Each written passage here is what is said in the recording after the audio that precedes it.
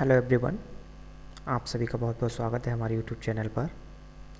और आज की इस वीडियो में जो कल हमने मॉडल पेपर आप लोगों के लिए दिया था, मतलब जो 100 क्वेश्चंस आप लोगों के लिए दिए थे, उम्मीद है वो प्रश्न आपने हल किए होंगे। और उस प्रश्न पत्र को हल करने के बाद आप इस वीडियो को देख रहे होंगे। अगर वो प्रश्न पत्र आपने हल नहीं किया है तो मैं उम्मीद करूँगा कि सबसे पहले आप उस प्रश्न पत्र को हल कीजिए, जिसकी लिंक आपको ऊपर आई बटन पर दिख रही होगी। वहाँ से आप उसको जो है देख सकते हैं। तो सबसे पहले उसको हल करिए, उसके बाद इसको आंसर्स को मैच करने के लिए इस वीडियो का सहारा आप लीजिएगा। दूसरी महत्वपूर्ण बात मैं यह करूँगा कि इस वीडियो में जो हम सॉल्व्ड आपके लिए बताएंगे, जो सॉल्व करके हम आपको बताएंगे, उस सॉल्व में जहाँ पर भी हमें ज़रूरत पड़ेगी वहाँ पे हम जो है डिटेल्स भी आपको देंगे अच्छी तरह से। लेकिन हम भी आपसे एक उम्मीद करते हैं कि जितने भी हमारे व्यूज आएँ, चाहे 10 आएँ, लेकिन उसके जो 50% यानी कि मतलब 10 अगर हैं तो 10 का जो है 50% कितना हो गया, 5, कम से कम 5 लाइक जो हमें यहाँ पे मिलने ही चाहिए। ठीक है, ताकि जो है हम आपको फिर इसके बाद नेक्स्ट मॉडल पेपर प्रोवाइड कराएंगे। और जो है उम्मीद करते हैं कि आप चैनल को सब्सक्राइब भी करेंगे। तो चलिएगा कल के मॉडल पेपर का आज का हम सोल्यूशन यहाँ पे देख लेते हैं। तो सबसे पहले हमारा प्रश्न जो था वो ये था कि वर्णमाला के अनुसार जो ह्रस्व, दीर्घ और प्लुप्त क्या हैं। तो ये जो है प्रकार हैं किसके, तो ये प्रकार हैं स्वर के। जब हम स्वर को उच्चारण काल के आधार पर, मतलब जो हम उसको उच्चारित करते हैं उसमें लगने वाले समय के जो है आधार पर क्या करते हैं, विभाजित करते हैं। तो उन्हें हम ह्रस्व, दीर्घ और प्लुप्त में विभाजित करते हैं। ह्रस्व जो होता है उसमें क्या होता है, एक मात्रा का समय लगता है, और वहीं जो दीर्घ होता है उसमें जो है ह्रस्व का मतलब या डबल या फिर कहें तो 2 मात्रा का समय लगता है। और प्लुप्त जो होता है उसको जो है उसमें लगभग में 3 मात्रा का या इन सबसे अधिक समय जो है लगता है। ठीक है, बाकी स्वरों की संख्या की बात करें, स्वर आया है तो स्वरों की संख्या है 11 हमारी, और व्यंजनों की संख्या हम लेते हैं 33। जब भी हम स्वर का किसी शब्द में प्रयोग करते हैं तो स्वर डायरेक्ट ना लेकर उसकी मात्रा के रूप में हम जो है प्रयोग करते हैं, तो उसे स्वर की मात्रा कहते हैं। और विसर्ग जो कि है हमारा अयोग भाव, जिसे हम क्या कहते हैं, 2 डॉट इस तरह से होते हैं, उसको हम क्या कहते हैं, विसर्ग कहते हैं। तो वर्णमाला के अनुसार ह्रस्व, दीर्घ, प्लुप्त क्या है, तो ये हमारे किसके प्रकार हैं, तो ये जो है हमारे स्वर के प्रकार हैं। इसके बाद में अगला प्रश्न कह रहा है निम्नलिखित में से कौन से स्वर कंठ तालव्य हैं। तो कंठ तालव्य मतलब जब हम किसी भी स्वर का या किसी भी वर्ण का उच्चारण करते हैं तो जो मुख्य किसी विशेष भाग से करते हैं, और उस मुख्य विशेष भाग के आधार पर उसको हम कंठ तालव्य कह देते हैं, या कंठ कह देते हैं, या मूर्धन्य कह देते हैं। इस तरह से वर्णों को जो है हम नाम दे देते हैं। तो वो कौन से स्वर हैं जो कंठ तालव्य हैं, तो इसका आंसर जो है वो हमारा सी ऑप्शन, यानी कि ए और ए जो हैं ये हमारे कंठ तालव्य हैं। इसका सूत्र भी होता है ए दे तो कंठ तालु, और जो छोटा ऊ और बड़ा ऊ उपध्वनियम ओष्ठ, तो ये जो है हमारे ओष्ठ हैं। ठीक है, और जो है ये हमारे जो है रा और रे, ये मूर्धा से बोले जाते हैं। किससे बोले जाते हैं, ऋटुरषाणाम मूर्धा। और ये जो है छोटा और बड़ा, ये हमारे कंठ से बोले जाते हैं, तो ये हमारे क्या हो जाएंगे, कंठ वर्ण हो जाएंगे। और इसी तरह से ये हमारे कौन से हो जाएंगे, कंठ तालव्य हो जाएंगे। ठीक है, तो इस तरह से जो है इसका आंसर जो है हमारा सी ऑप्शन हो जाएगा। कौन सा, सी ऑप्शन यहाँ पे हो जाएगा, ए और ए। इसके बाद में एक बात और बताते हैं, इसकी पीडीएफ की कुछ लोग बात कर रहे थे। तो पीडीएफ की बात ये है कि हम आपको इसमें एक टेलीग्राम लिंक दे देंगे, और उस टेलीग्राम में जो है इसकी पीडीएफ डाल देंगे, तो आप वहाँ से इसको जो है ज्वाइन करके आप आराम से इस पीडीएफ को ले सकते हैं। ठीक है, इसके बाद में है जहाँ वाक्य की गति अंतिम रूप ले ले और विचार के तार टूट जाएं, वहाँ कौन सा चिन्ह आता है। जब वाक्य अंतिम गति ले लेता है, अंतिम रूप ले लेता है, गति अंतिम रूप ले लेती है, तो वहाँ पे आता है पूर्ण विराम। ठीक है, तो इसका राइट आंसर क्या हो जाएगा हमारा, पूर्ण विराम। ठीक है, बी ऑप्शन इसका राइट आंसर हो जाएगा। अर्धविराम इस तरह से चिन्ह होता है, ये अर्धविराम का, ये चिन्ह भी पूछ लेते हैं कि निम्नलिखित में से कौन सा अर्धविराम का चिन्ह है। योजक चिन्ह है वो इस तरह से होता है, जैसे 2 विरोधी शब्द आ जाते हैं या विलोम शब्द, जैसे माता पिता या जो वर्ण साथ में आते हैं उनके बीच में योजक चिन्ह हम यूज करते हैं। इस तरह से होता है, मत हल्का सा डैश, माता पिता। ठीक है, इस तरह से। और अल्पविराम जो होता है कामा, एक तरह की संज्ञाएं होती हैं, उनमें जो है विभेद करने के लिए हम जो है अल्पविराम का प्रयोग करते हैं। जैसे यहाँ पे राम ले लें, श्याम ले लें और गोपाल, ठीक है। तो हमने क्या करा, यहाँ पे एक जैसे दो थे तो यहाँ पे हमने अल्पविराम, और जब हमें अल्पविराम से थोड़ा सा ज़्यादा रुकना होता है तो हम वहाँ पे करते हैं अर्धविराम का प्रयोग, और जब बिल्कुल अंतिम गति लेनी होती है या अंतिम पूर्ण रूप से रुक जाना होता है तो वहाँ पे हम करते हैं पूर्ण विराम। और पूर्ण विराम के लिए एक छोटा सा ऐसे डंडा होता है, ये हमारा पूर्ण विराम का चिन्ह हो गया, ठीक है। इसके बाद में अगला प्रश्न कह रहा है कौन से शब्द की जो है वर्तनी शुद्ध है। वर्तनी शुद्ध है, तो वर्तनी शुद्ध जो है वो है डी वाले ऑप्शन की सही है, अध्ययन। तो अध्ययन में ध्यान रखना है, छोटा आ आधा धा बनता है और या 2 बार बनता है और ना, तो ये है हमारा अध्ययन, ये अध्ययन की शुद्ध वर्तनी। बाकी तीनों वर्तनियाँ आपकी जो है यहाँ पे गलत हैं।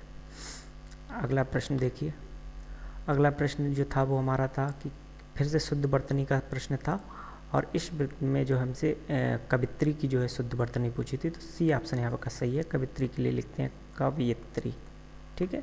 तो ये जो है यहाँ पे सही ऑप्शन है, तो इसका जो है सी ऑप्शन यहाँ पे सही था। अगला जो है कौन सा शब्द जो है संज्ञा है, तो ऑप्शन थे आपके काला, गहरा, पतला और सवा। तो काला, गहरा, पतला ये तीनों विशेषण शब्द हैं। विशेषण का मतलब जो अन्य संज्ञा, सर्वनाम या किसी अन्य शब्द की क्या बताते हैं, विशेषता बताते हैं, तो वो हमारे क्या हो गए, जो है विशेषण शब्द हो गए, तो ये विशेषण है। और बाकी जो सभा है वो है आपका क्या, संज्ञा है। और संज्ञा भी किस प्रकार की है, तो संज्ञा है आपकी समूहवाचक संज्ञा है, ठीक है। कौन सी संज्ञा है, तो वो है हमारी समूहवाचक संज्ञा है, ठीक है। तो ये समूहवाचक आपकी संज्ञा है। काला, गहरा, पतला ये तीनों क्या है, विशेषण है। और विशेषण क्या होते हैं, जो अन्य शब्दों की विशेषता बताते हैं। अगला शब्द है, अगला प्रश्न है कि संज्ञा शब्द जो है कावेरी का भेद क्या है, ये किस प्रकार की संज्ञा है। तो ये जो है हमारी व्यक्तिवाचक संज्ञा है, ठीक है। जातिवाचक संज्ञा जैसे शब्द हो गया आपका नदी, तो ये सभी नदियों को बताता है। इसी तरह से पहाड़, अब पहाड़ या पर्वत, किस पहाड़ पर्वत की बात हो रही है, तो ये पूरी जाति बताता है। भाववाचक जैसे मिठास, तो ये भाववाचक हो गया, जो भाव के बारे में बात बताता है। व्यक्तिवाचक जैसे नदी है, नदी में होकर हमने नदी का नाम ले दिया जैसे गंगा, तो ये व्यक्तिवाचक हो गया। या हमने ले लिया यमुना, तो ये भी क्या हो गया, हमारा व्यक्तिवाचक हो गया, ठीक है। इसी प्रकार से समूहवाचक जैसे अभी हमने पीछे ही देखा था सभा, ठीक है। तो ये समूहवाचक हो गया, जो किसी आप ग्रुप ऑफ आर्टिकल्स या किसी मतलब जो है अधिक संख्या में एक समूह को जो है प्रस्तुत करते हैं, उसे हम क्या कहते हैं, समूहवाचक संज्ञा कहते हैं। इसके बाद में हम अगला प्रश्न देखते हैं। कह रहा मुझे किस प्रकार का सर्वनाम है, तो मुझे जो है उत्तम पुरुष जो है सर्वनाम है। 3 तरह के जो होते हैं, उत्तम पुरुष, मध्यम पुरुष और अन्य पुरुष। जो सेल्फ होता है, व्यक्ति खुद होता है, और वो क्या होता है, हमारा उत्तम पुरुष होता है। क्या होता है, उत्तम पुरुष होता है। और वहीं अगर हम किसी अन्य से बात कर रहे हैं तो दूसरा जो व्यक्ति है, और तो वो हो जाता है हमारा मध्यम पुरुष। और जो तीसरे जिसके बारे में अगर हम बात कर रहे हैं वो हमारा क्या हो जाता है, अन्य पुरुष, ठीक है। तो इस तरह से ये 3 पुरुष होते हैं। तो मुझे किस प्रकार का है, तो ये उत्तम पुरुष है। धर्म शब्द को जो है विशेषण बनाने वाला क्या होगा, धर्म शब्द से विशेषण अगर बनाएं तो वो क्या होगा, तो वो हो जाएगा हमारा धार्मिक। क्या हो जाएगा, धार्मिक। तो इसका ऑप्शन सी सही है। इसके बाद किसी कार्य को करने या होने का बोध कराने वाले शब्दों को क्या कहते हैं, तो इनको कहते हैं हम क्या कहते हैं, क्रिया कहते हैं, ठीक है। ऐसे कोई भी शब्द हैं या जिससे किसी हमें कार्य के होने या करने का बोध हो तो वो क्रिया कहलाते हैं। विशेषण जो विशेषता बताते हैं। संज्ञा किसी व्यक्ति, स्थिति, वस्तु के नाम को संज्ञा कहते हैं। और विशेषण जो विशेषता बताते हैं। और जो है सर्वनाम क्या होते हैं, जो संज्ञा के स्थान पर जो है क्या हो, संज्ञा के स्थान पर जो है प्रयुक्त होते हैं, तो वो हमारे क्या कहलाते हैं, सर्वनाम हमारे कहलाते हैं। इसके बाद में नेक्स्ट क्वेश्चन है, कह रहा है निम्नलिखित में से पुल्लिंग है, तो पुल्लिंग कौन सा है वो आपको बताना है। तो यहाँ पे जो ऑप्शन सही है वो दही, दही जो है वो हमारा क्या है, पुल्लिंग है। एक बात ध्यान रखना है कि पुल्लिंग और स्त्रीलिंग की पहचान करने के लिए एक ट्रिक है थोड़ा सा, कि अच्छा और अच्छी हम लगा के वहाँ पे देख लेंगे तो हमें पता लग जाएगा। ठीक है, अच्छा और अच्छी। ठीक है, तो जैसे लस्सी अच्छी है, चाय अच्छी है, शिकंजी अच्छी है और दही क्या है, अच्छा है। ठीक है, तो इससे भी हमारी क्या हो जाती है, पहचान हो जाती है। तो पुल्लिंग कौन सा है, तो राइट आंसर इसका है दही। फिर कह रहा है प्रेम अनदेखी राहों की तरह आकर्षक होता है। ठीक है, आकर्षक होता है, तो ये क्या है, तो ये हमारा सामान्य वर्तमान काल का है, तो इसका राइट आंसर कौन सा हो जाएगा, बी। वृक्ष से पत्ते झड़ते हैं, तो इसमें कौन सा कारक है, अपादान कारक है। अलग होने का हिसाब है, इसलिए यहाँ पे कौन सा है, अपादान कारक है। कर्ता ने कर्म को कर्ण से संप्रदान के लिए अपादान से अलग होने के केसेस में क्या आता है, अपादान कारक आता है, तो ये हमारा कौन सा हो गया, अपादान कारक। ठीक है, इसके बाद में है निम्नलिखित में से कौन सा तत्सम नहीं है, तो दुग्ध ये तत्सम है, ये दूध का होता है। और दधि ये भी जो है तत्सम है, और किसका होता है, ये दही का होता है। और चंद्र ये भी तत्सम है, और इसका जो तद्भव होता है वो चांद होता है। और ये सिंगार ये जो है हमारा तद्भव है। ठीक है, और इसका जो तत्सम होता है वो होता है श्रृंगार। इस तरह से एक बात ध्यान रखना है, श्रृंगार की बर्तनी भी आप ध्यान दीजिए, जो इस तरह से लिखते हैं हम। ठीक है, ये जो है हमारी गलत होती है, और जो है ये वाली सही होती है। ठीक है, तो श्रृंगार जो है वो हमारा क्या हो गया, तत्सम नहीं है यहाँ पे, क्योंकि यहाँ पे जो है श्रृंगार लिखा हुआ है, श्रृंगार इसका जो है तत्सम होता है। अगला उपसर्ग का प्रयोग होता है, तो उपसर्ग का प्रयोग शब्द के आदि में, आदि का मतलब क्या होता है, शुरुआत में। ठीक है, किस में होता है, शुरुआत में जो है प्रयोग होता है, किसका, उपसर्ग का। अंत में किसका प्रयोग होता है, तो ये होता है प्रत्यय। प्रत्यय जो होता है वो हमारा अंत में प्रयोग होता है। ठीक है, तो उपसर्ग का प्रयोग होता है शब्द के आदि में, बी ऑप्शन इसका सही आंसर है। कह रहा है विचार में एक प्रत्यय लगाने से कौन सा शब्द बनेगा, तो इसका राइट आंसर है वैचारिक। वैचारिक शब्द बनेगा। इसको ध्यान रखना कि जो है ये थोड़ा सा शब्द परिवर्तित हो जाता है, ऐसा नहीं है कि विचार में लगाए तो विचारिक हो गया, इस तरह का ये कुछ भी नहीं बनेगा। तो राइट आंसर इसका जो है डी आंसर हो जाएगा। अगला है उन्मूलन शब्द का जो है विलोम आपको बताना है, तो उन्मूलन शब्द का विलोम जो है वो हमारा क्या होगा, रोपण। उन्मूलन का मतलब किसी चीज़ को नष्ट कर देना, रोपण किसी चीज़ को लगाना। ठीक है, ये इसका मीनिंग हो गया। अरण्य शब्द जो है इसका पर्यायवाची शब्द नहीं है, तो विपिन, कानन और कांतर ये तीनों जो हैं अरण्य के जो हैं पर्यायवाची शब्द हैं, और तीनों का मतलब भाई जंगल होता है। ठीक है, ये जंगल, वन, ठीक है, ये सारे जो हैं इसी के हो गए। सुरभोग ये जो है अमृत का होता है, और अमृत मतलब सुधा, पीयूष, अमीय। ठीक है, ये सारे जो हैं किसके हैं, अमृत के ही हैं। और सुरभोग, और तो ये जो पर्यायवाची किसका नहीं है, अरण्य का नहीं है। अरण्य का मतलब जंगल, वन, विपिन, कानन, कांतर ये सारे किसके हो गए, हमारे अरण्य शब्द के जो हैं पर्यायवाची हो गए। अगला निम्नलिखित में से कौन सा घोड़ा का पर्यायवाची नहीं है, बाजी, तुरंग ये तीनों घोड़े के पर्यायवाची हैं। शार्दुल नहीं है, शार्दुल किसका है, सिंह यानी कि शेर का जो है पर्यायवाची है। ठीक है, ये है बाजी, तुरंग ये सारे किसके हैं, घोड़े के पर्यायवाची। घोड़ा का आपसे जो है तत्सम शब्द भी पूछ लेता है। घोड़ा वास्तव में तद्भव है, तो इसका तत्सम होता है घोटक। ठीक है, तो घोड़ा का घोटक जो है तत्सम होता है। इसके बाद अगला प्रश्न देख लीजिए, अनिल और अनल युग्म का सही अर्थ है, तो सही अर्थ इसका क्या होता है। अनल जो होता है अग्नि अनल पावक, तो ये जो है किसका होता है, आग का होता है। और ये वाला जो अनिल है ये किसका होता है, हवा का, तो हवा और आग ये जो है बी ऑप्शन इसका सही आंसर होगा। अगला प्रश्न है, जिसका जन्म पहले हुआ हो वाक्य के लिए उपयुक्त शब्द चुने, तो जिसका जन्म पहले हुआ तो वो होगा हमारा अग्रज, और जिसका जन्म बाद में हुआ हो तो उसे क्या कहेंगे, बाद में हुआ हो तो उसे क्या कहेंगे, हम अनुज कहेंगे। ठीक है, वरिष्ठ ये जैसे पद के रूप में होता है, हम किसी कार्यालय में काम करते हैं तो कुछ अधिकारी वरिष्ठ होते हैं, कुछ हमसे कनिष्ठ होते हैं, तो वरिष्ठ का विलोम भी क्या होता है, कनिष्ठ। ठीक है,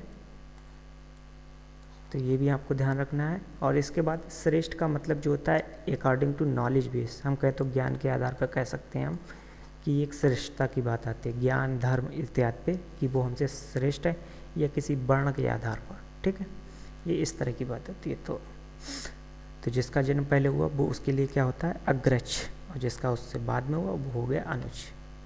विद्यार्थी शब्द के लिए सही संधि विच्छेद कौन सा है, तो पहला ऑप्शन जो है वही सही है, विद्यार्थी, और इसमें जो है स्वर संधि है, और स्वर संधि के भी अंतर्गत जो है वो हमारी कौन सी संधि है, तो वो हमारी दीर्घ संधि है, दीर्घ संधि है।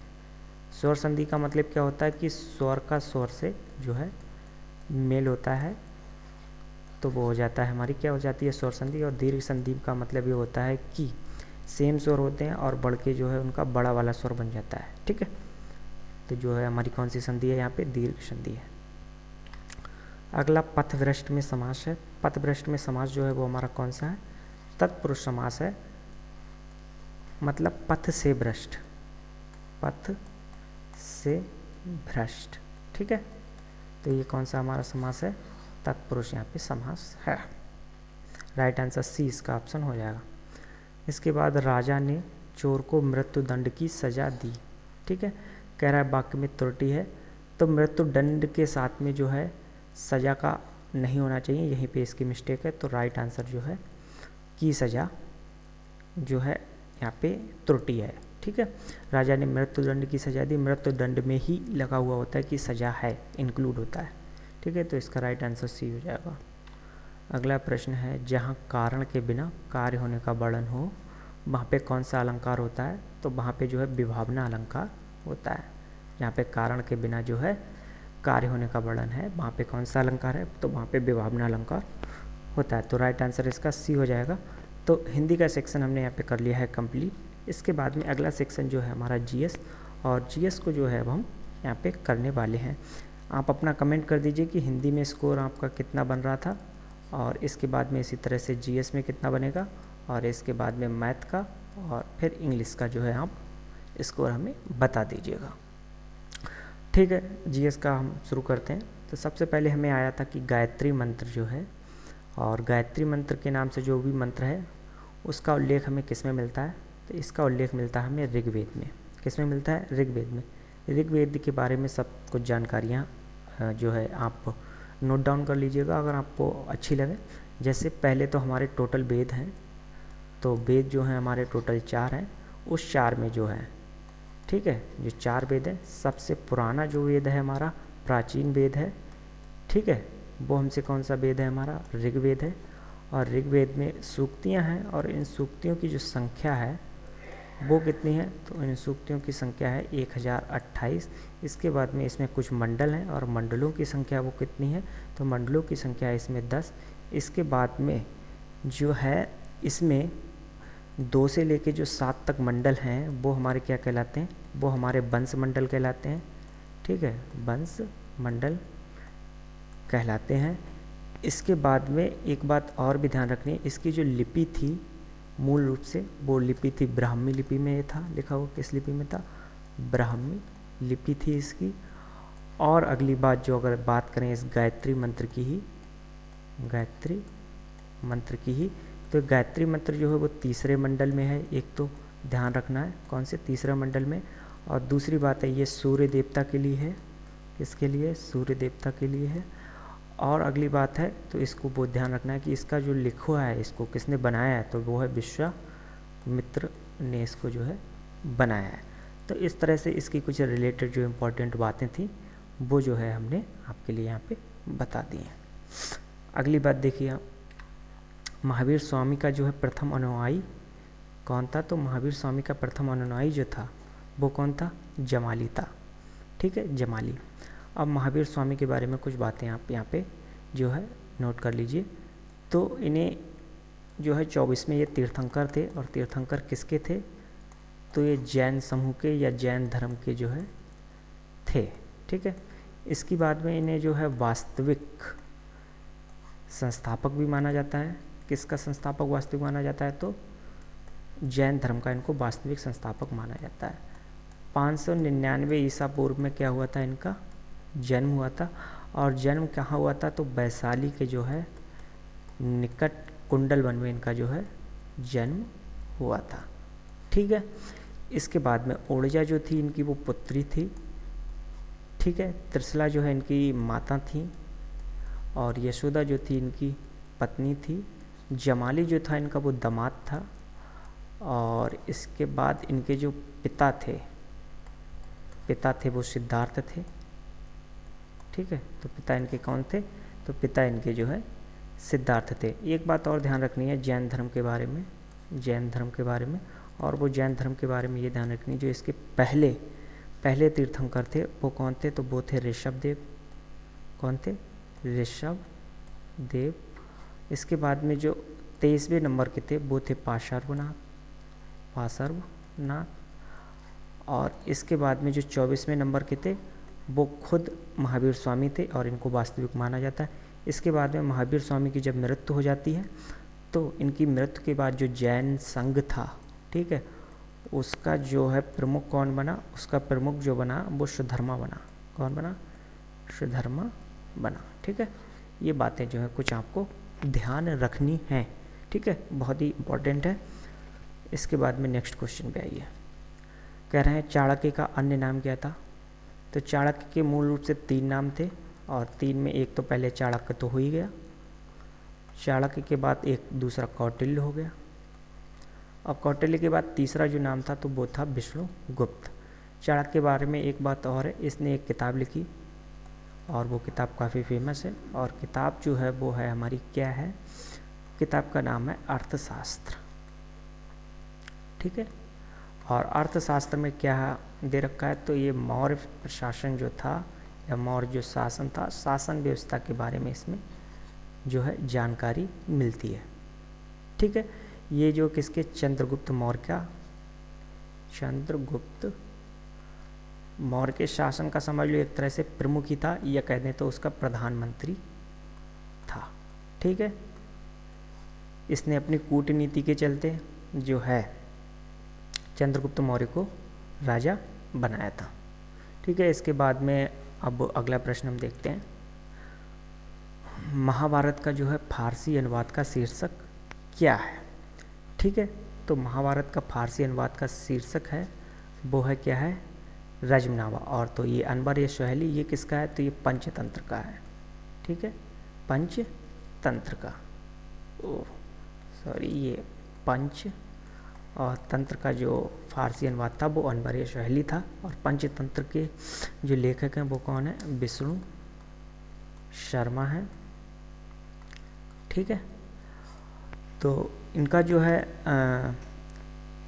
किसने जो है फारसी अनुवाद किया? तो वो नकीब खां थे, बदायूनी थे, और मोहम्मद शौरी ने किया था, ठीक है। ये चीज़ें ज़्यादा याद रखने की ज़रूरत नहीं है, लेकिन एक चीज़ याद आप यहाँ पे रख सकते हैं, वो है रामायण।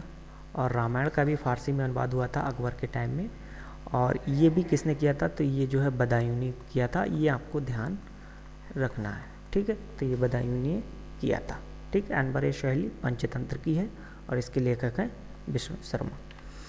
अगला देख लीजिए 1857 के समय गवर्नर जनरल कौन था? तो ये था लॉर्ड कैनिंग।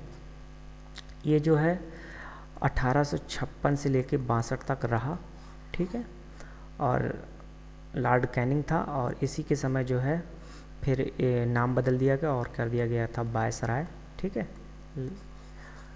जब विद्रोह के बाद में। और ये विद्रोह जो है 10 मई 1857 को जो है मेरठ से शुरू हुआ था, ठीक है। और मेन कारण जो तात्कालिक माना जाता है भाई चर्बी वाले कारतूस।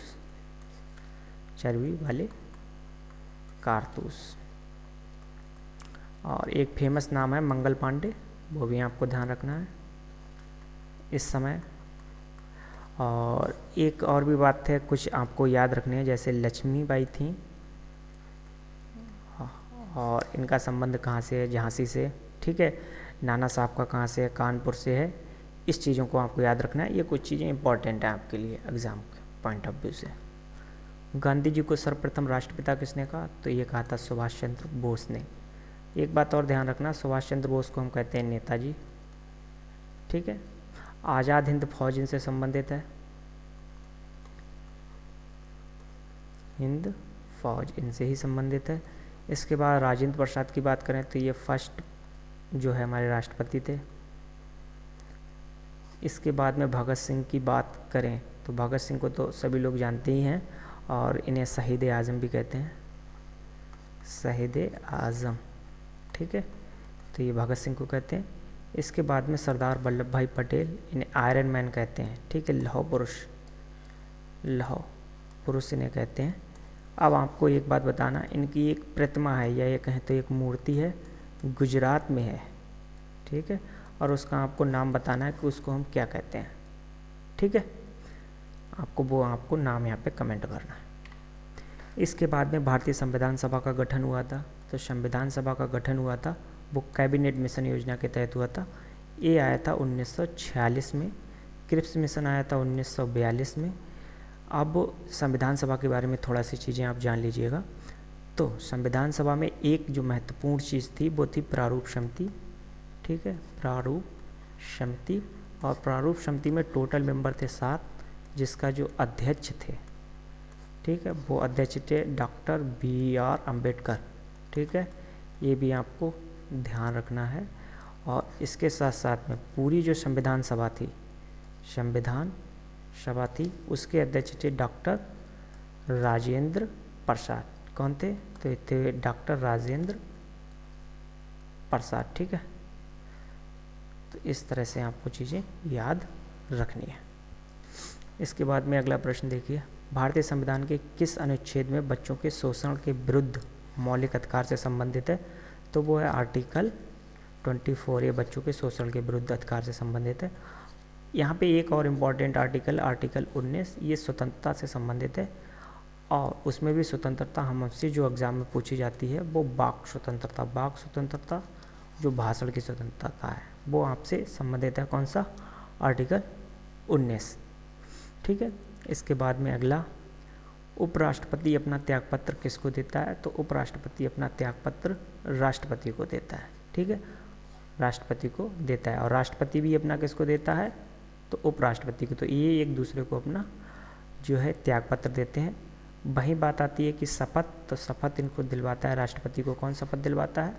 तो मुख्य न्यायाधीश जो है शपथ दिलवाता है, ठीक है। इसके बाद में अगला प्रश्न है, दिन और रात होने का कारण क्या है? तो इसका राइट आंसर है पृथ्वी का घूर्णन। यहाँ पे ध्यान रखिएगा, दिन रात होने का कारण घूर्णन होता है, परिक्रमण नहीं होता है, ठीक है। दिन रात केवल घूर्णन की वजह से होती है, ठीक है। तो राइट आंसर इसका ए हो जाएगा। सूर्योदय के देश के नाम से किसको जानते हैं? तो जापान को जो है हम सूर्योदय के देश के नाम से जानते हैं। तो इसका राइट आंसर हो जाएगा बी ऑप्शन। विश्व में चांदी का सबसे बड़ा उत्पादक है मैक्सिको। तो इसका राइट आंसर हो जाएगा बी। इसके बाद में किस प्रकार के इंजन से सबसे कम प्रदूषण करेगा? तो इन चारों में से जो सबसे कम प्रदूषित करेगा वो करेगा हमारा गैस। डीजल वाला भी खूब करेगा, कैरोसिन वाला भी और पेट्रोल वाला, गैस करेगा। अगर एक बात ध्यान रखना, यहाँ पे अगर हाइड्रोजन इंजन की बात होती तो हमारा ऑप्शन हाइड्रोजन यहाँ पे सही होता, H2, ठीक है। लेकिन यहाँ पे गैस इंजन जो है सबसे कम प्रदूषण करेगा इन चारों में, ठीक है। वैसे वर्तमान में वो हाइड्रोजन इंजन भी आने लगे। इसके बाद में अब EV व्हीकल भी आ रहे हैं, मतलब इलेक्ट्रॉनिक व्हीकल, तो वो उसमें प्रदूषण होता ही नहीं है, ठीक है। ये भी ध्यान रखना है आपको। कह रहा है निम्नलिखित में से कौन सा जैव निम्नीकरणीय है? जैव निम्नीकरणीय का मतलब ये है, अगर कोई भी पदार्थ ऐसा है उस पदार्थ को हम सामान्य प्रकृति में छोड़ दें, क्या करें? प्रकृति में उसको लें और छोड़ दें, तो कुछ समय बाद वो क्या हो जाएगा? नष्ट हो जाएगा और पृथ्वी में जो है मिल जाएगा, समझ रहे हैं, मिट्टी में मिल जाएगा। तो वो क्या हो जाएगा? वो कौन सा पदार्थ है ऐसा? तो यहाँ पे जो है पॉलीथीन नहीं है, प्लास्टिक नहीं है, पारा नहीं है, रबड़ जो है, प्राकृतिक रबड़ जो हमारी है वो हमारी क्या है? जैव निम्नीकरणीय है। तो राइट आंसर जो है हमारा कौन सा हो जाएगा? डी ऑप्शन इसका सही हो जाएगा। कह रहे हैं निम्नलिखित में से कौन सी ग्रीन हाउस गैसेस हैं?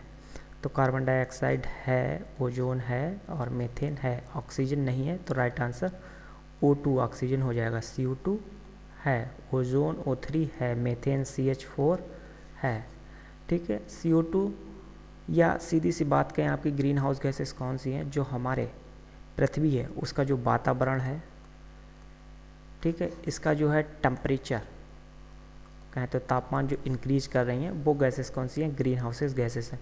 ओजोन परत की बात करें तो इसका फार्मूला O3 आपको बता ही दिया है। और ये जो है समताप मंडल में जो है पाई जाती है। एक बात और ध्यान रखें कि 16 सितंबर को जो है ओजोन दिवस मनाया जाता है। और इसके बाद में मॉन्ट्रियल प्रोटोकॉल, ये भी खूब पूछ लेते हैं तो हम बता दे रहे हैं। मॉन्ट्रियल प्रोटोकॉल, इसका भी संबंध किससे है? ओजोन दिवस से संबंधित है या ओजोन से संबंधित है। CH4 ये जो है हमारे दलदली जो क्षेत्र होते हैं जहाँ पे थोड़ी सी कीचड़ वगैरह होती है, दलदली क्षेत्र, तो उन क्षेत्रों में जो है मीथेन होती है। इसके बाद में मीथेन एक जगह और भी होती है, वो होते हैं हमारे धान के खेत। ठीक है, ये भी प्रश्न आया हुआ है। इसके साथ में और भी होते हैं, पशु जब हैं क्या करते हैं, जुगाली करते हैं, तो भी मीथेन पैदा होती है।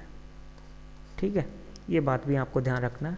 O2 के बारे में ये बात है कि ये 21% हमारे इन्वायरमेंट में है। CO2 की बात है तो 0.03% है। और सबसे अधिक जो है वो हमारे कौन से वातावरण में है, तो नाइट्रोजन जो है सबसे ज़्यादा होती है। मैक्सिमम इसकी वैल्यू जो है हमारे वातावरण में पाई जाती है, 76% जो है वो पाई जाती है। इसके बाद अगला प्रश्न देखते हैं। कह रहा है रिंग मिल स्केल का प्रयोग किसका घनत्व मेजरमेंट में किया जाता है? तो धुएं के घनत्व के मेजरमेंट में जो है हम क्या करते हैं, रिंग मिल स्केल का प्रयोग करते हैं। ध्वनि जिसको हम किस में मापते हैं, डेसिबल में मापते हैं। और ध्यान रखना है 80 डेसिबल तक मनुष्य की जो है हानिकारक नहीं होती है। अगर इससे ऊपर की कोई ध्वनि है, ठीक है, तो वो हमें क्या कर सकती है, बहरा कर सकती है या हमारे कानों को नुकसान पहुंचा सकती है। तो ध्वनि का मेजरमेंट हम किस में करते हैं, डेसिबल में करते हैं। प्रदूषित जल के लिए होता है BOD परीक्षण, जैसे नदियों में होता है। तो इसका मतलब वो जो है प्रदूषित जल से संबंधित क्या है हमारा, BOD। ठीक है, इसके बाद में रॉकेट का सिद्धांत जो है किस पर कार्य करता है। रॉकेट का सिद्धांत जो काम करता है वो किस पर, रेखीय संवेग संरक्षण के सिद्धांत पर जो है काम करता है। ऊर्जा संरक्षण मतलब ऊर्जा को ना तो उत्पन्न कर सकते हैं ना तो हम नष्ट कर सकते हैं। बर्नौली सिद्धांत, ये P1 B1 बराबर P2 B2 ये होता है कि जो है बर्नौली सिद्धांत, बर्नौली सिद्धांत। फिर एवोगैड्रो बताता है कि एक मोल में जो है परमाणुओं की संख्या कितनी होती है, तो 6.023 गुणा 10⁻23 मॉलिक्यूल्स होते हैं। ठीक है, तो ये जो है हमारी एवोगैड्रो सिद्धांत है। रेखीय संवेग संरक्षण M1 V1 बराबर M2 V2, ये जो है रेखीय संवेग संरक्षण वाला जो सिद्धांत है वही हमारा यहाँ पे काम करता है। ठीक है, तो ये रॉकेट का सिद्धांत कार्य करता है, रेखीय संवेग संरक्षण। ये ऑप्शन यहाँ पे जो है आपका राइट हो जाएगा। अगला क्वेश्चन है, शरीर में लौह तत्व की जो है कमी के कारण कौन सा रोग होता है? तो लौह तत्व की कमी के कारण होता है रक्तहीनता। और रक्तहीनता मतलब हीमोग्लोबिन। ठीक है, हीमोग्लोबिन में जो शब्द आया हीमो, ठीक है, ये हीमो जो है आपके लोहा जो Fe है इसी के लिए जो है डिनोट करता है। रतौंधी जो होता है वो विटामिन A की कमी से होता है। और तपेदिक ये मतलब जो TB ये माइकोबैक्टीरियम ट्यूबरक्लोसिस, ठीक है, नामक बैक्टीरिया से होता है।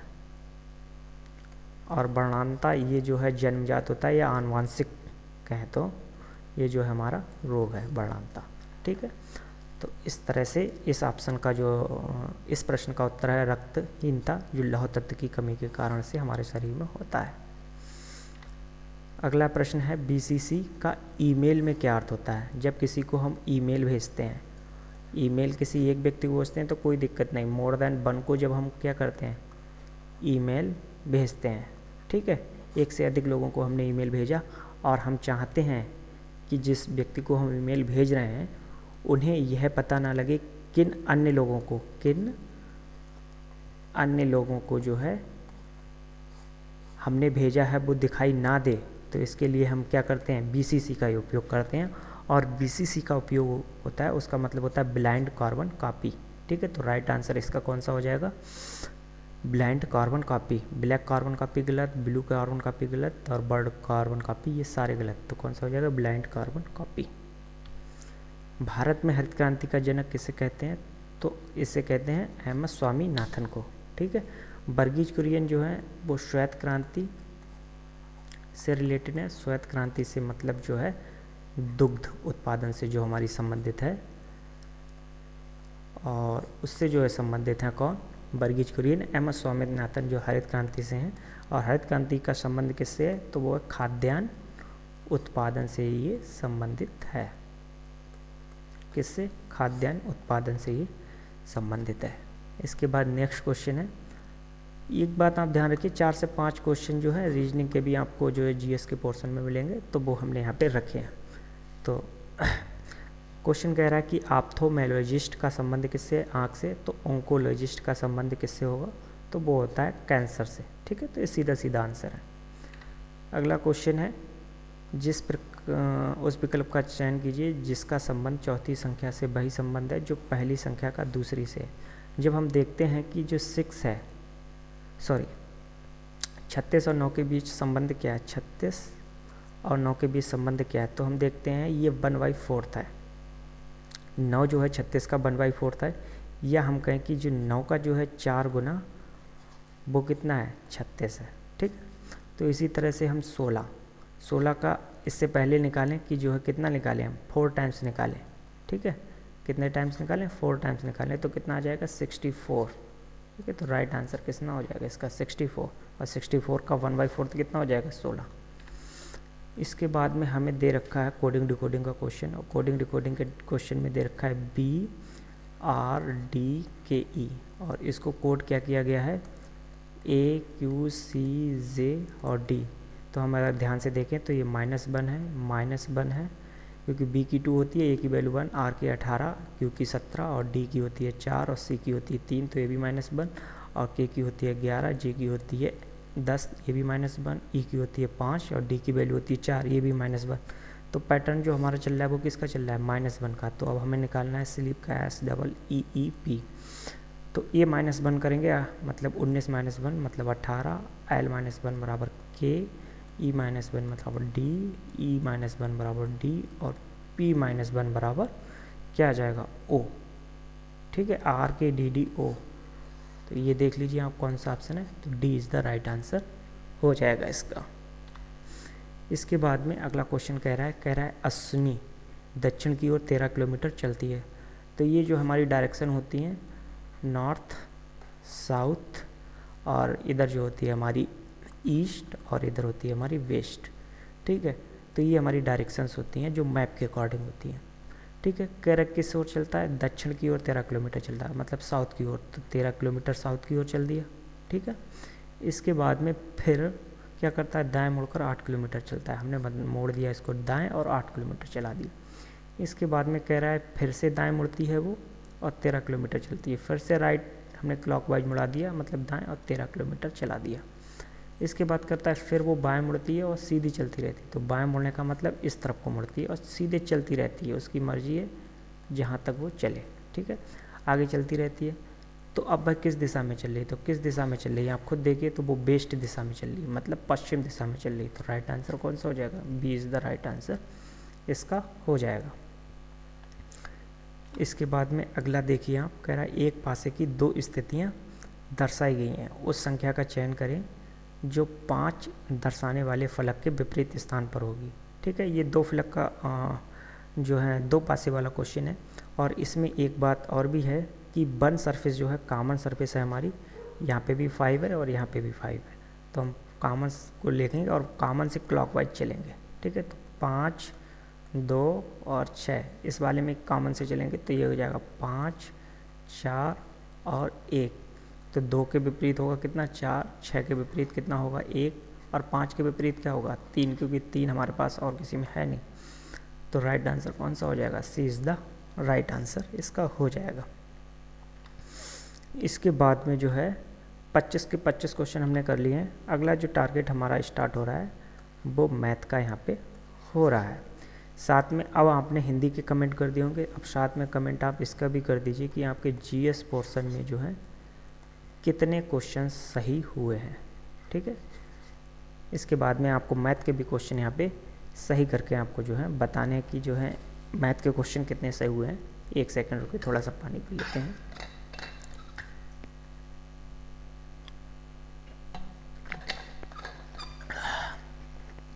ठीक है, अब अब मैथ के क्वेश्चंस को हम शुरू करते हैं।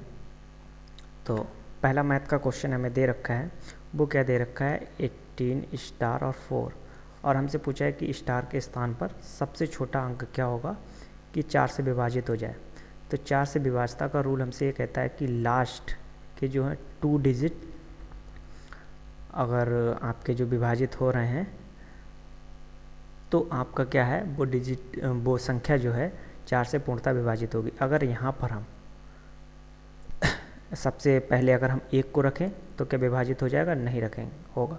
2 को रखें विभाजित हो जाएगा, 4 को रखें विभाजित हो जाएगा, और 0 को रखें तो भी विभाजित हो जाएगा। तो राइट आंसर हमारा होगा 0, क्योंकि 0 जो है वो हमारा सबसे यहाँ पे छोटा है। ठीक है, तो पूर्ण संख्या में 0 जो ऐड होता है, नेचुरल नंबर्स में पूर्ण ऐड नहीं होता है 0, तो 4 से विभाजित होने के लिए कौन सा 0 यहाँ पे राइट आंसर हो जाएगा। भाग का प्रश्न है, कह रहे भाग के एक प्रश्न में भाजक भागफल का 4 गुणा है। तो एक होता है चीज भाज्य, एक होता है भाजक, और एक होता है भागफल, और एक चीज़ होती है हमारी शेषफल। ठीक है, ये चीज़ें होती हैं किसी भी भाग के प्रश्न में। ठीक है, तो हमें क्या बताया है कि भाजक भागफल का 4 गुना है, शेषफल का 3 गुना है। तो शेषफल का 3 गुना है, और शेषफल हमें कितना दे रखा है 4 दे रखा है। ठीक है, शेषफल हमें कितना दे रखा है 4 दे रखा है। तो भाज्य क्या होगा, भाजक भागफल का कितना है 4 टाइम्स है। ठीक है, इन a question of division, divisor is the 4 times of the quotient and 3 times of the remainder if the remainder is 4, और तो आपको वो है बताना है। ठीक है, तो अब एक सूत्र होता है वो आपको याद रखना है, भाज्य बराबर भाजक गुणा भागफल और प्लस में शेषफल। ठीक है, अब यहाँ पे अगर आप ध्यान दें तो जो है वो चीज़ ये शेषफल का 3 गुना है, और जो है शेषफल कितना है 4 है। तो शेषफल जो है 4 है, तो भाजक जो है हमारा कितना हो जाएगा, भाजक कितना हो जाएगा, भाजक भागफल का 4 गुना है, और शेषफल का कितना है 3 गुना है।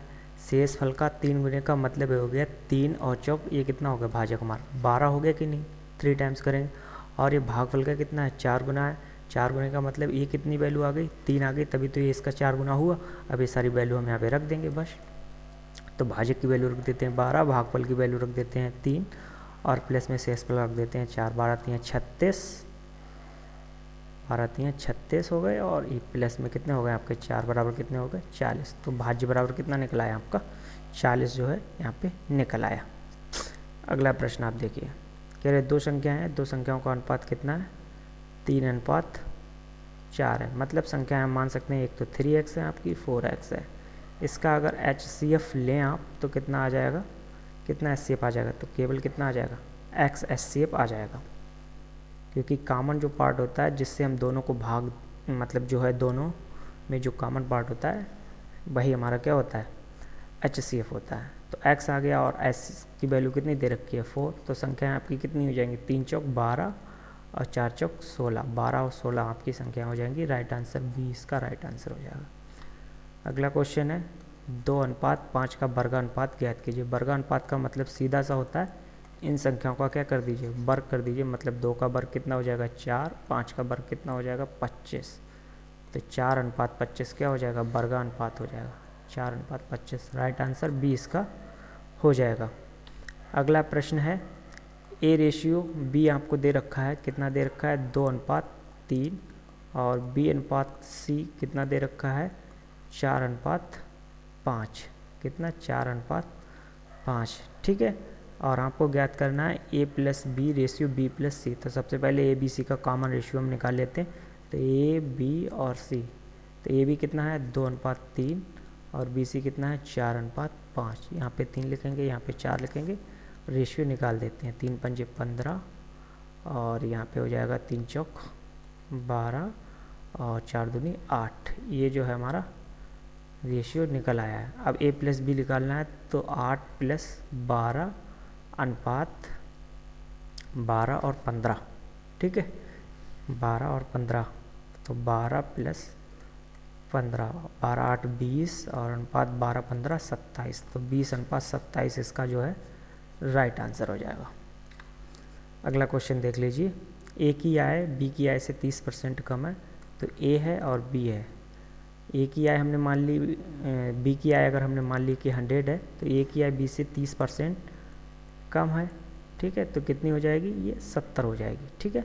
तो कह रहा है ए की आय बी से कितनी अधिक है, तो ये कितनी अधिक है, 30 अधिक है, कितने पर अधिक है, किससे अधिक है, ए से कितने प्रतिशत अधिक है, तो ए से कितने पे, तो ये 70 से अधिक कितनी है, 30, तो 3/7 की वैल्यू निकालोगे तो ये आ जाएगा 42/6, ठीक है।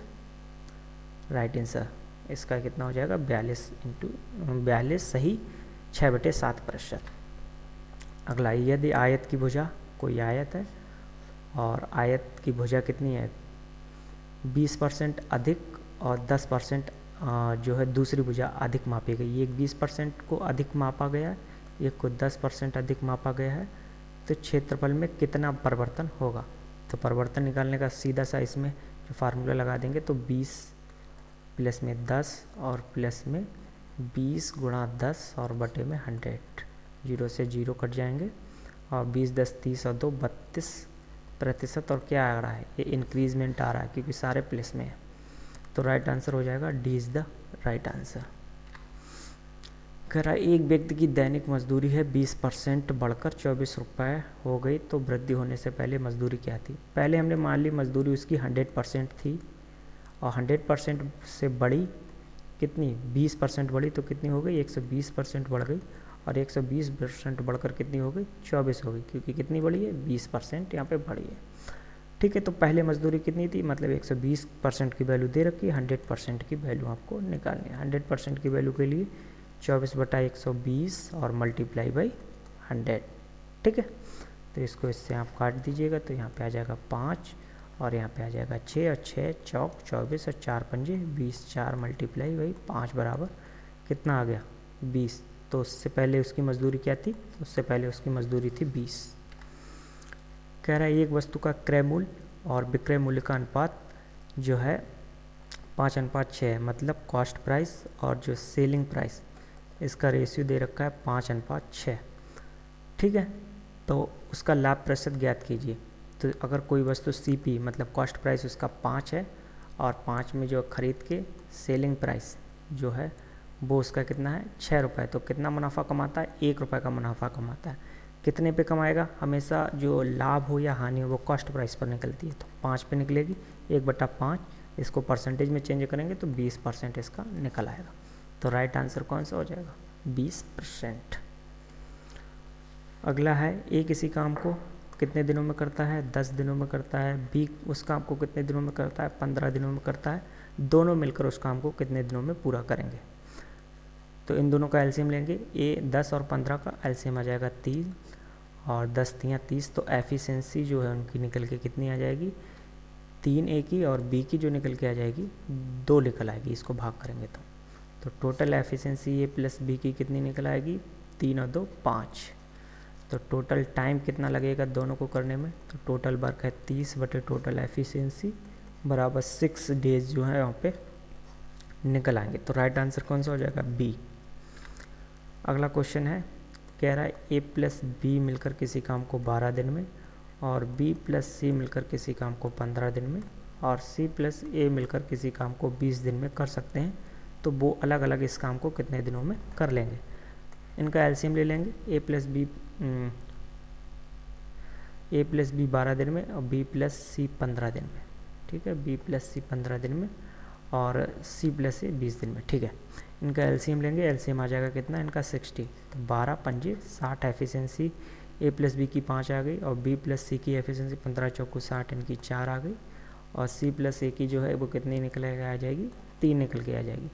सबकी कॉमन कहें तो 2 टाइम्स हो जाएंगे, ए प्लस बी प्लस सी, इनकी एफिशिएंसी कितनी हो जाएगी, 5 4 9 3 12 और ए प्लस बी प्लस सी की एफिशिएंसी निकालें टोटल, तो वो कितनी निकल के आ जाएगी, 6, ठीक है। तो ए प्लस बी की एफिशिएंसी है 5, ठीक है, ए प्लस बी की एफिशिएंसी कितनी है 5, ठीक है। तो इस हिसाब से सी की एफिशिएंसी कितनी हो जाएगी यहाँ पे 6 हो जाएगी। कितनी हो जाएगी सी की एफिशिएंसी 6 - 5 मतलब कितनी हो जाएगी ए 1, ठीक है। इसके बाद में इसी तरह से बी की एफिशिएंसी अगर निकालनी है हमें तो बी प्लस सी आप देखिए कहाँ पे है, तो बी प्लस सी आपकी यहाँ पे है। बी प्लस सी की वैल्यू कितनी दे रखी है आपको, बी प्लस सी की वैल्यू आपको दे रखी है 4, ठीक है। सी की वैल्यू कितनी है 1, तो बी की वैल्यू कितनी रही होगी 3, ठीक है। इसी तरह से ए की वैल्यू अगर आपको निकालनी है तो बी की वैल्यू आपको पता है कितनी है, बी की वैल्यू कितनी है आपको 3 और ए की वैल्यू कितनी होगी फिर 2, तो ए की वैल्यू कितनी निकल आई है, ए की वैल्यू निकल आई है 2, ठीक है। जब एफिशिएंसी हमें सबकी पता है तो ए को टाइम कितना लगेगा, टोटल वर्क है 60, 60 बटा 2 बराबर 30। इसी तरह से बी को कितना टाइम लगेगा 60 बटा 3 बराबर 20 और सी को टाइम कितना लगेगा 60 बटे 1 बराबर कितना लगेगा टाइम 60, ठीक है। तो 30, 20 और 60, 30, 20, 60, राइट आंसर सी आपका हो जाएगा 30, 20, 60। अगला क्वेश्चन है, कह रहा है ए और बी किसी टंकी को 20 और 30 घंटे में भरते हैं। तो ए भरता है 20 घंटे में और बी भरता है 30 घंटे में, ठीक है। एलसीएम ले लेंगे इसका। कह रहे दोनों नलों को एक साथ खोला जाए तो टंकी कितने समय में भर जाएगी। कुल टाइम निकालना है, अगर दोनों को जो है एक साथ खोल दें तो कितने समय में भर जाएगी। तो एलसीएम लेंगे, एलसीएम आ जाएगा 60। इसकी एफिशिएंसी जो निकल के आएगी वो कितनी निकल के आएगी 3 निकल के आएगी। इसकी एफिशिएंसी कितनी निकल के आएगी 2 निकल के आएगी। टोटल एफिशिएंसी ए प्लस बी की कितनी हो जाएगी 5 हो जाएगी, ठीक है। दोनों को एक साथ खोला जा रहा है तो टोटल कैपेसिटी ऑफ द किसकी कैपेसिटी जो है टैंक की कैपेसिटी कितनी है 60 और एफिशिएंसी जो टोटल दोनों की मिला के कितनी है 5, काटेंगे तो कितना निकल के आ जाएगा 12 आवर, ठीक है। 12 घंटे में जो है पूरी टंकी को वो भर देंगे। अगला क्वेश्चन है कि किसी भिन्न के हर में एक जोड़ दिया जाए। हमने भिन्न मान लिए x plus x upon y, ठीक है।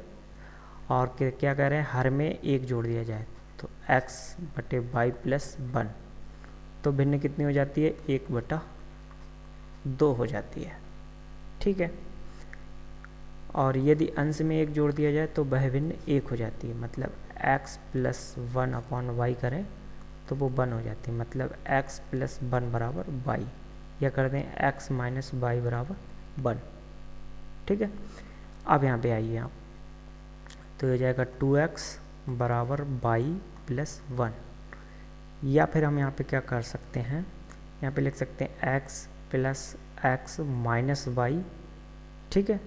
समझ रहे हो बराबर 1।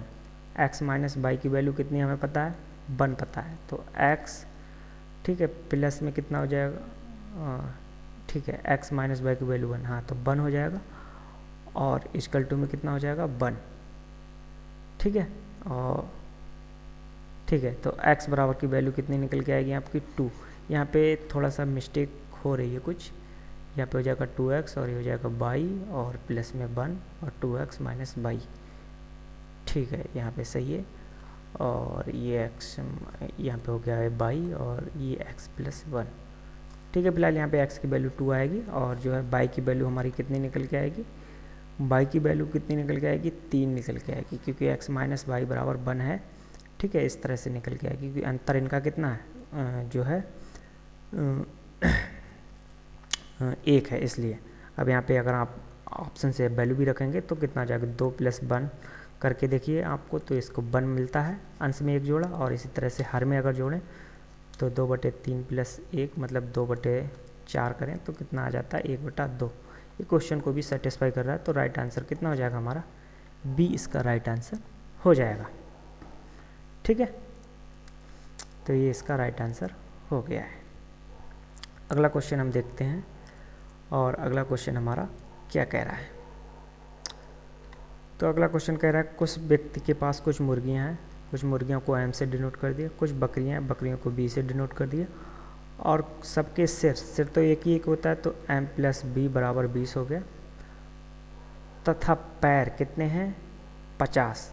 तो यहाँ पे ध्यान रखना है मुर्गी के पैर 2 होते हैं, मतलब 2m, और प्लस में जो बकरी होते हैं बकरी के 4 होते हैं, मतलब 4v जो भी संख्या होगी बराबर कितना हो गया 50, ठीक है। तो कह रहे हैं मुर्गियों की संख्या यहाँ पे कितनी होगी। अगर यहाँ से हम क्या करें 2 और m प्लस b कर दें और प्लस मतलब 2m प्लस 2b और प्लस में यहाँ पर 2b और कर दिया हमने बराबर 50। यहाँ से m प्लस b की वैल्यू रखेंगे तो कितनी आ जाएगी 20। तो 2 गुणा 20 और प्लस में 2b इक्वल टू 50, ये हो गया 40 और 40 को 50 से माइनस करेंगे तो 2b बराबर कितना आ जाएगा 10 और b बराबर कितना निकल आया 5। मतलब बकरियों की संख्या कितनी निकल आई 5।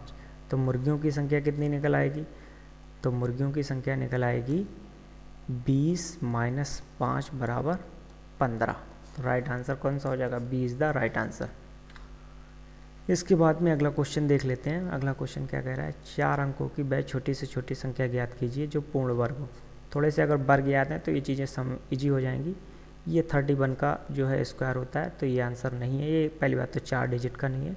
1000 किसी का स्क्वायर नहीं होता है। 10,000 जो है ये स्क्वायर होता है ज़रूर, ये किसी का स्क्वायर नहीं। ये जो है 1024 जो है वो राइट आंसर आपका है। 32 का स्क्वायर ये है आपका, ठीक है। तो ये राइट आंसर हो गया, राइट आंसर सी ऑप्शन हो गया। इसके बाद में कह रहा है इस तरह के प्रश्न आते हैं तो जो भी डिजिट होता है वही उसका आंसर होता है, तो B is the right answer हो इसका जो है हो गया। चाहे तो इसको हम तरह से भी कर सकते हैं फुल स्टेप से, लेकिन ज़रूरत नहीं है। तो इसका आंसर कौन सा हो जाएगा 2। इस वाले को क्वेश्चन को देख लीजिए। इस वाले क्वेश्चन में हमें क्या दे रखा है 0.009 मल्टीप्लाई 0.036 मल्टीप्लाई 0.016 मल्टीप्लाई 0.08, ठीक है।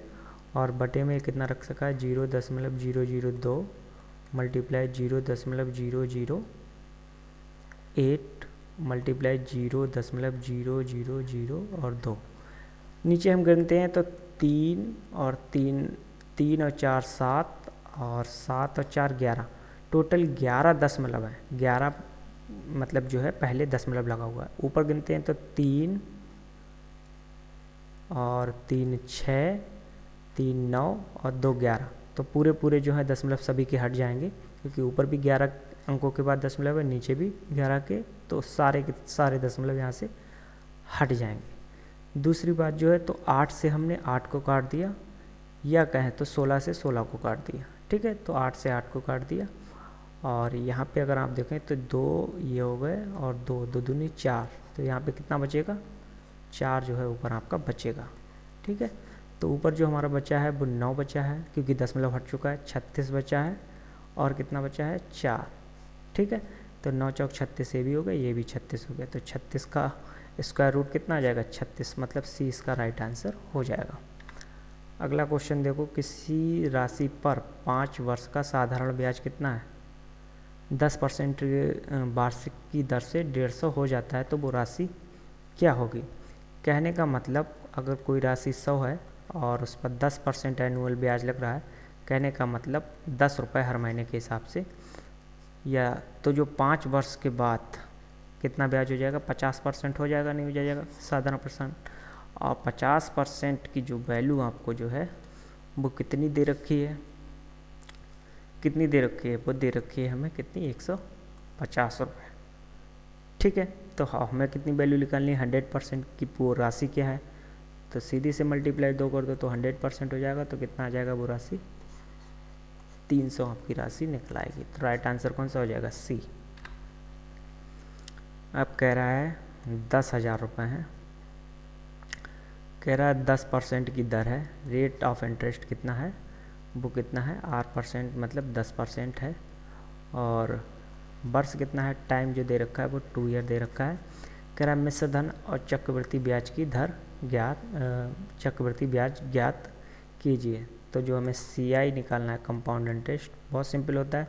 2 वर्ष के लिए तो 2 और प्लस में 1, कितने परसेंट की, ये 10%, तो इसका 10% यहाँ पे रखेंगे। तो 10% मतलब 1000 और इसका 10% इसमें रखेंगे, मतलब जो है 100। तो यह आ जाएगा 2000 प्लस में 100, मतलब 2100 रुपये जो है इंटरेस्ट निकल आया किसका, CI आपका, ठीक है।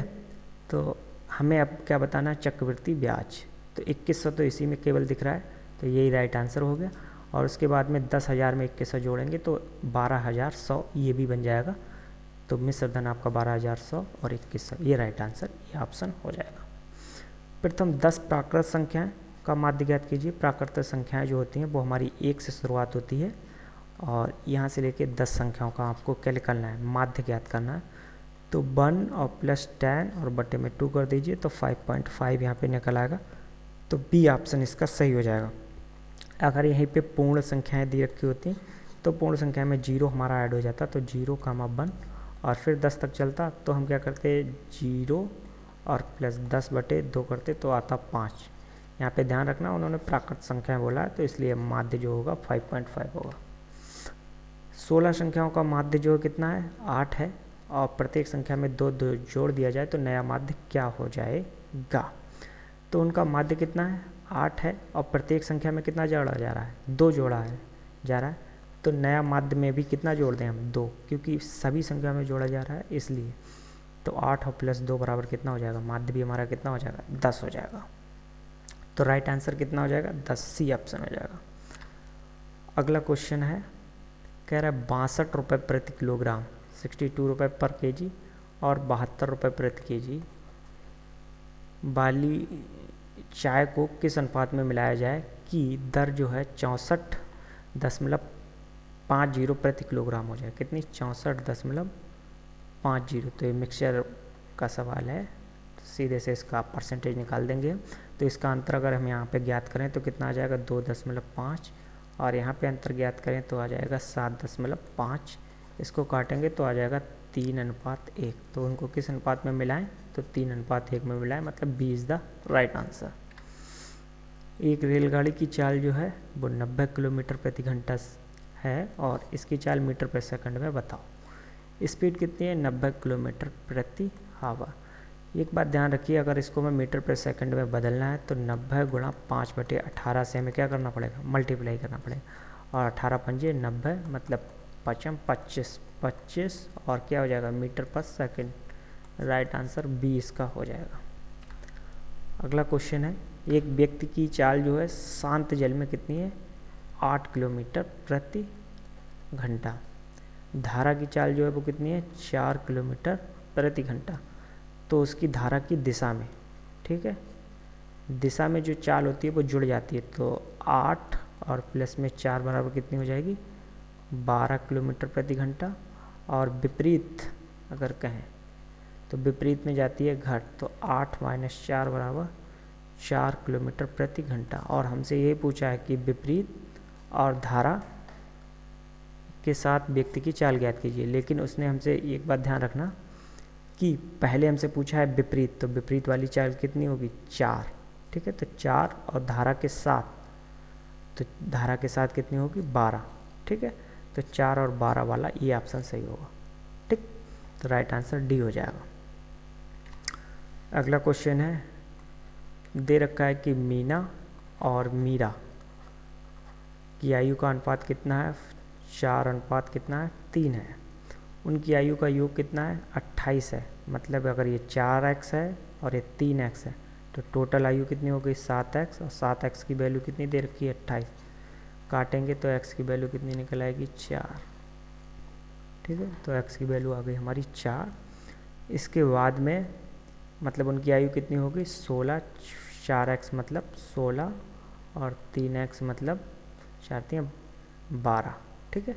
तो इस तरह से आयु होगी। कह रहे 8 वर्ष बाद उनकी आयु का अनुपात क्या होगा। 8 वर्ष बाद मतलब 16 + 8 अनुपात 12 + 8, तो 16 और 8 कितने हो गए, 24 और अनुपात 12 8 कितने हो गए, 20। तो ये कितना हो जाएगा आपका, 6 से 6 चौक 24 और 5 चौक 20, या 4 से काटते हैं तो 4 छंग 24 और 4 पंजे 20। तो 6:5 जो है इनका रेशियो निकल के आ जाएगा। तो राइट आंसर कौन सा हो जाएगा, B is the right answer. इसके बाद में सबसे कठिन लगता है जो आप लोगों को, या मोस्टली जो एस्पिरेंट हैं जो हिंदी स्टेनो के हैं उनको इंग्लिश थोड़ी सी दिक्कत कर रही है। थोड़ा सा पानी पी लेते हैं।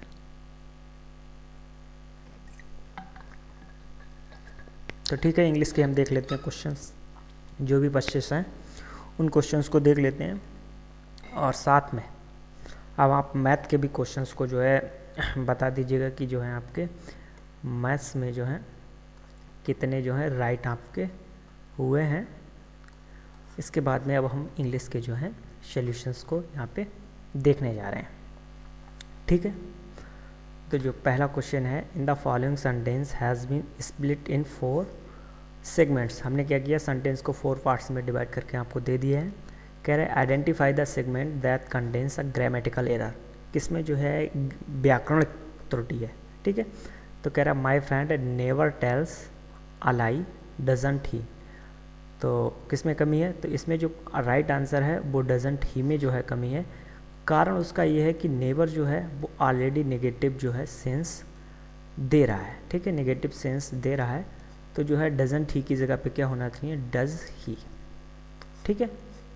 तो राइट आंसर इसका जो है हो जाएगा वो कौन सा हो जाएगा, सी ऑप्शन इसका राइट आंसर हो जाएगा। अगला क्वेश्चन है, कह रहा in the following sentence has been split in 4 segment, identify the grammatical error. Same चीज़ है, कह रहा I were writing this poem last evening, past continuous का है टेंस, और इसके बाद में हमसे पूछा है आई वर, तो जो आई यूज यहाँ पे हुआ है वो सिंगुलर फॉर्म में यूज हुआ है, ठीक है। और सिंगुलर फॉर्म के हिसाब से यहाँ पे बर की जगह में यूज होना चाहिए, वो होना चाहिए बाज, ठीक है। तो राइट आंसर जो इसका हो जाएगा, जिसमें मिस्टेक है तो आई बर में यहाँ पे मिस्टेक है, ठीक है। यहाँ पे क्या होना चाहिए, आई बास, जो कि राइट होता। नेक्स्ट क्वेश्चन देखते हैं, identify the segment that contains grammatical error. आपको बतानी, when we went to Ramgarh, past tense चल रहा है, B see the snow capped mountains in the distance. यहाँ पे जो है बर्फ़ की फॉर्म सही यूज नहीं की गई है, तो इसी में जो है मिस्टेक है। तो यहाँ पे है B to Ramgarh, B C, C की जगह पे होना चाहिए था सा, ठीक है, सेकंड फॉर्म, ठीक है, वर्ब की यूज होनी चाहिए थी। तो यहाँ पे जो है राइट आंसर कौन सा हो जाएगा, B is the right answer. Next question देख रहे हैं, select the correct option, substitute to underline segment in the given sentence, if no substitutions is required select no substitution. इसमें बताना कि अगर ये सही है तो ठीक है, तो आपको नो सब्स्टिट्यूशन यूज करना है। अगर ये सही नहीं है, अगर इसकी जगह पे कुछ और होना चाहिए तो वो आपको बताना है। तो सी मैरिड विद ए डॉक्टर की जगह पे क्या होगा, टू ए डॉक्टर। यहाँ पे विद जो है प्रीपोजिशन जो है वो सही नहीं है, तो क्या होगा, टू ए डॉक्टर। तो राइट आंसर 20 का हो जाएगा। इसके बाद में फिर आपको बताना है most appropriate option to fill in the blanks. I congratulated him his promotion because of due of on, गलत है, टू हिज प्रोफेशन, ठीक है, टू हिज प्रमोशन, ठीक है। I congratulations him to his promotion, ये राइट आंसर हो जाएगा। Select the most appropriate word to fill in the blank, let us know, you change your mind, ठीक है। Aldous नहीं होगा, सपोज नहीं होगा, हाउएवर नहीं होगा, in case, late us no. चलिए हम जानते हैं कि इन केस मतलब अगर आपने जो है क्या करा, अपना दिमाग चेंज कर लिया, तो सेंस के हिसाब से जो है इन केस यहाँ पे सबसे अप्रोप्रिएट है, तो राइट आंसर बी हो जाएगा। द टीचर वाज वेरी, इसमें भी भरना है, तो क्या है राइट आंसर, प्रोफिशिएंट मतलब स्किल्ड है, ठीक है, स्किल्ड है, तो इसके लिए क्या कहेंगे, प्रोफिशिएंट, इसका राइट आंसर हो जाएगा। Select the option that express the given sentence in active voice. ये आपको पैसिव वॉइस में दे रखा है, वॉइस आप वैसे ही पता लगा सकते हैं, तो इसका राइट आंसर क्या होगा, the article had not been posted by mister Gupta, the mister Gupta still had not posted the article, ये तो होगा ही नहीं, mister Gupta had not posted the article. और इसके बाद में mister Gupta have not been posted the article, mister Gupta has not posted the article. तो राइट आंसर बी ऑप्शन है, mister Gupta had not posted the article. इसको जब पैसिव वॉइस में बनाएंगे तो यही आएगा, the article had not been posted by mister Gupta. तो राइट आंसर इसका बी हो जाएगा। कह रहा है select the option that express the given sentence in active voice, active voice में बताना है। The award was presented to her by the director, तो she presented the award to the director, इसका तो सेंस ही उल्टा हो गया कि सी प्रेजेंटेड, जबकि award was presented to her by the director, तो यहाँ पे तो सेंस ही गलत हो गया। कह रहा था director presented award to her, हाँ ये राइट आंसर है, तो इसका राइट आंसर कौन सा हो जाएगा, B is the right answer इसका हो जाएगा। अगला question, choose the option that is the passive form of the sentence. ठीक है, क्या है, the detective found the lost necklace. ठीक है, the lost necklace should found the detective, ये गलत है। The lost necklace was found by detective, ये होगा सही, या फिर ये होगा the lost necklace founded by the detective, या the lost necklace had been founded by the detective. तो राइट आंसर होगा the lost necklace was found by the detective, ये राइट आंसर होगा। इसके बाद में नेक्स्ट क्वेश्चन है, select the correct indirect form of the given sentence. Question क्या था, प्रीतम सेड, फिर comma inverted comma, the prisoner had slept throughout the journey. तो इसका राइट आंसर क्या होगा, ये आपको जो है यहाँ पे बताना है। तो Pritam said that the prisoner had been sleeping throughout the journey, ये गलत हो गया। The Pritam said that the prisoner had slept throughout the journey, ये होगा Pritam said that the prisoner had slept throughout the journey, या Pritam said that the prisoner has slept out the journey. तो right answer होगा इसका C, the prisoner said that the prisoner had slept throughout the journey. Right answer कौन सा हो जाएगा इसका, सी is the right answer हो जाएगा। इसके बाद में नेक्स्ट क्वेश्चन देखते हैं, कह रहे select the option that express the given sentence in reported speech, I live in Mumbai she said. तो इसका राइट आंसर हो जाएगा she said that she lived in Mumbai. Right answer कौन सा हो जाएगा, B is the right answer. Next question कह रहा है, the select the correct direct from the given sentence, the policeman warn us to block the traffic, do not, the policeman warn us not to block the traffic. तो इसका right answer क्या हो जाएगा, जो इसका एक्टिव फॉर्म बनाएंगे, जो direct form बनाएंगे वो ये होगा, the policeman said to us do not block the traffic. Right answer इसका हो जाएगा बी।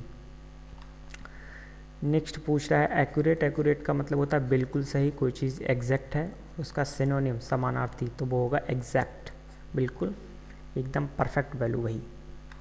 इसके बाद नेक्स्ट फिर सिनोनिम हमें बताना है, और पूछा है एथेंटिक, एथेंटिक का जो सिनोनिम होगा वो होगा जेन्युइन, एकदम सही चीज़।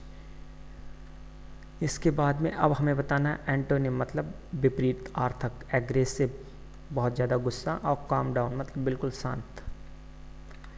इसके बाद हमें फिर बताना है अप्रोप्रिएट एंटोनिम मतलब ब्लूम, ठीक है, और एक्सेप्ट, एक्सेप्ट का एंटोनिम हो जाएगा रिजेक्ट, ठीक है।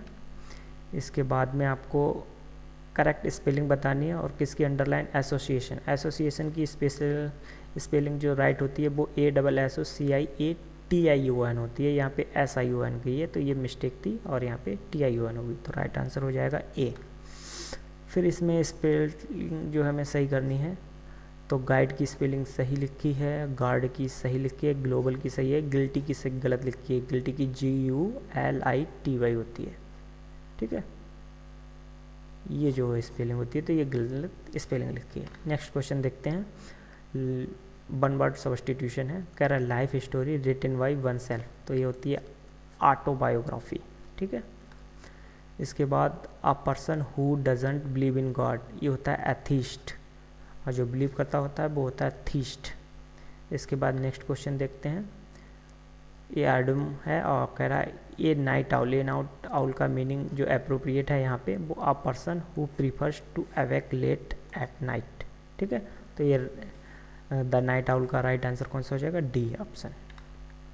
कह रहा है पीस ऑफ केक, अब पीस ऑफ केक का मतलब क्या होता है, समथिंग इज़ वेरी इजी, ठीक है, ठीक है, तो ये होता है पीस ऑफ केक। लाइक अगर if I am saying that teaching is a piece of cake for me, तो ये हो गया इस तरह से, ठीक है। Select the most appropriate meaning of the given item, to read between the lines, इसका मतलब होता है to understand the implied meaning, जो उसमें बिल्कुल भी छिपा हुआ मीनिंग है उसको भी पढ़ लेना, जान लेना, ठीक है, तो राइट आंसर कौन सा हो जाएगा, to understand the implied meaning. तो इस तरह से हमने पूरे के पूरे 100 क्वेश्चंस जो हैं आपके सामने डिस्कस कर लिए हैं, और वीडियो देखने के लिए धन्यवाद है ही आपका, और आप अपने कमेंट करिए कि आउट ऑफ 100 आपने जो है कितने स्कोर किया है, हमारे हिसाब से इस क्वेश्चन में सेफ स्कोर रहेगा 75+। जिसने इस पेपर में 75+ स्कोर किया है उनका सेफ स्कोर है, वो एग्ज़ाम उनकी प्रिपरेशन बहुत अच्छी चल रही है। बाकी धन्यवाद।